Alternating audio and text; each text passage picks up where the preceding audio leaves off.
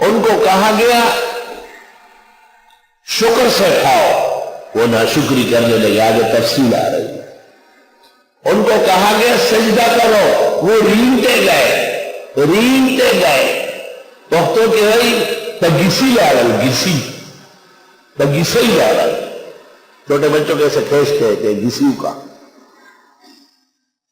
اور ان کو کہا گیا حتتن پڑھو، خدایا معاف فرما، حتی حتت، انہوں نے کہا حنتتن، یا اب گندم چاہیے، گندم کے گرم گرم روٹیاں چاہیے، زبردست قسم کے روغنی نار چاہیے، بڑے بڑے ڈوڈائی پکا دی لوگ اور عالم بچو۔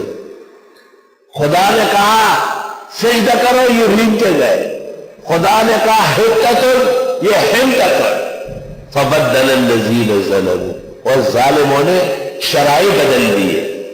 خدا تعالیٰ کا نبی کہتے قولوا اللہم صلی علی محمد، اور یہ پڑھنے لگے الصلاۃ والسلام علیک یا رسول اللہ۔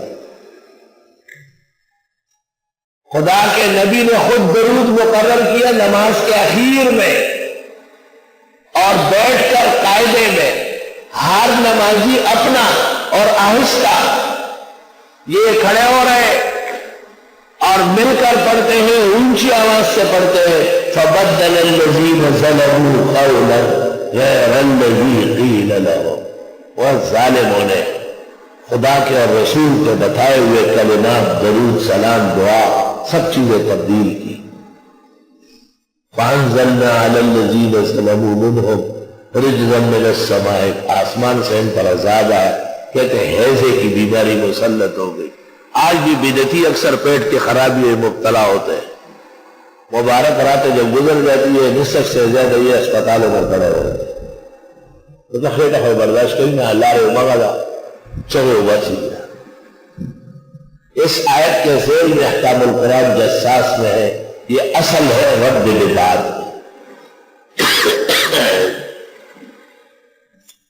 اللہ بنی اسرائیل کو سفر کے دوران جب یہ طور سے واپس ہوئے، سخت ترین پیاس لگی، گرمی کے لیے تو سائبان بنا، کھانے کے لیے من و سلوا آیا، لیکن یہ ناشکری در ناشکری کرتے رہے اور پریشان ہوتے رہے۔ ایک موقع ایسا آیا کہ یہ پانی مانگنے لگے، وَإِذَا اسْتَسْقَىٰ مُوسَىٰ لِقَوْمِهِ، پانی مانگا، بارش مانگی موسیٰ علیہ السلام نے اپنی قوم کے لیے، خدایا بارش برسا، خدایا پانی برسا۔ جب قحط سالی ہو تو بارش کی دعا کے لیے صلاۃ استسقاء پڑھی جاتی ہے، اس کا سنت طریقہ کتابوں میں درج ہے۔ آخری دن 2 رکعت جماعت سے ہوتی ہے، خطبہ دیا جاتا ہے، دعا استسقاء ہوتی ہے، اللہم اسقنا غوثا مغیثا ہنیئا مریا مریا غدقا طبقا جللا سحاعا سیبا نافعا غیر ضار یا رب العالمین۔ نور الہدیٰ مراقی تحتاوی